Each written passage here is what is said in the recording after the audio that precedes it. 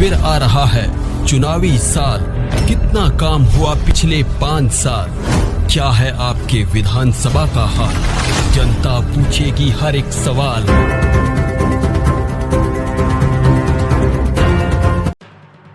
चुनावी उन्माद के बीच डॉक्टर दिलीप कामले की एक तरफा लड़ाई, ना उम्मीदवारी की उम्मीद, ना ही जीत का भरोसा। फिर भी उतर पड़े मैदान में फतेह करने चंद्रपुर विधानसभा का रणसंग्राम। आज इसी पर करेंगे हम विश्लेषण। देखिए हमारे इस खबर में।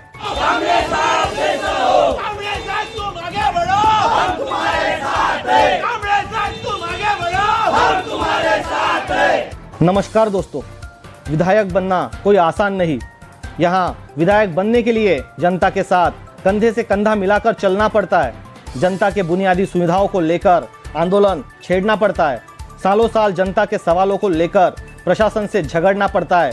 तब जाकर बनती है जनता की नज़र में उस व्यक्ति की नेता के रूप में अच्छी छवि, और तब जाकर निर्माण होता है विधायक। लेकिन अभी जो ट्रेंड चंद्रपुर में देखने को मिल रहा है, यह तस्वीर कुछ अलग ही नजर आ रही है।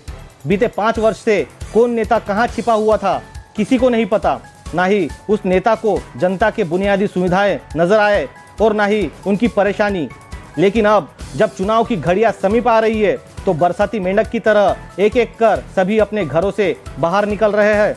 अब जाकर इन नेताओं को जनता की आवाज सुनाई देने लगी है।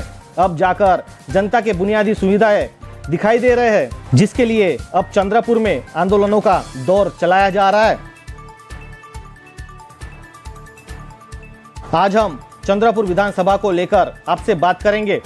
चंद्रपुर विधानसभा के विद्यमान विधायक किशोर जोरगेवार, इन्होंने 2019 में हुए चुनाव में यहां की जनता को 200 यूनिट फ्री बिजली देने का सपना दिखाया था, जिसको लेकर जनता ने बीजेपी खेमे के नाना श्यामकुले का पत्ता पूरी तरह से काट दिया था। और उसी 200 यूनिट की बदौलत आज किशोर जोरगेवार विधायक है। किशोर जोरगेवार भले ही विधायक है, लेकिन जनता उनके कामों के प्रति काफ़ी नाखुश नजर आ रही है। हमें इस बात पर भी गौर करना है कि किशोर जोरगेवार की टक्कर में अन्य पार्टियों के पास ऐसा कौन सा उम्मीदवार है जो किशोर जोरगेवार को शिकस्त दे सकता है। कांग्रेस पार्टी की ओर से मैदान में डॉक्टर दिलीप कामले अपनी उम्मीदवारी पक्की समझकर चल रहे हैं।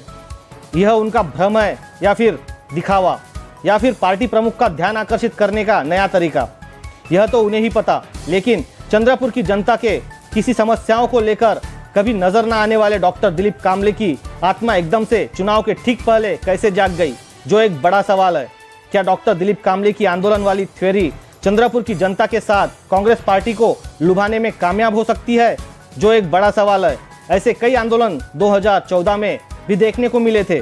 बावजूद इसके किशोर जोरगेवार को कांग्रेस की उम्मीदवारी नहीं मिल सकी और किशोर जोरगेवार को निर्दलीय ही चुनाव लड़ना पड़ा था। डॉक्टर दिलीप कामले की हम बात करें तो डॉक्टर दिलीप कामले खुद को चंद्रपुर का प्रॉपर होने की ग्वाही जनता को अक्सर देते नजर आते हैं। फिर भी डॉक्टर दिलीप कामले ने बीते 5 वर्ष में कभी जनता के सुविधाओं को लेकर चंद्रपुर में कभी आक्रामक होकर कार्य करते नहीं दिखाई दिए। आज मौसम अलग है और माहौल भी। आज महाराष्ट्र की हम बात करें तो महाराष्ट्र में महाविकास आघाड़ी पर लोगों का भरोसा दिख रहा है। बढ़ती महंगाई, बेरोजगारी के साथ शिवसेना और राष्ट्रवादी कांग्रेस की पार्टियों को 2 टुकड़ों में बांटने को लेकर जो किरकिरी हुई है, वो भी महाविकास आघाड़ी के लिए अमृत का काम कर सकती है, जिससे इस पार्टियों से एबी फॉर्म लेकर चुनाव फतेह करने के लिए सभी संभावित उम्मीदवार कतार में नजर आ रहे हैं। आपको बता दें कि 21 लोग कांग्रेस पार्टी की उम्मीदवारी मिलने के लिए अपनी अपनी दावेदारी पेश कर चुके हैं। ऐसी जानकारी सामने आ रही है, जिनमें सुधाकर अंबोरे का नाम भी शुमार है, जो महाराष्ट्र पुलिस विभाग से पुलिस इंस्पेक्टर के पद से हाल ही में रिटायर्ड हो चुके हैं।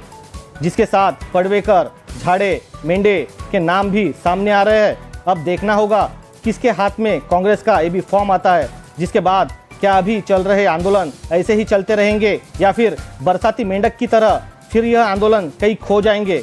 आप देखते रहिए VL 24 न्यूज़।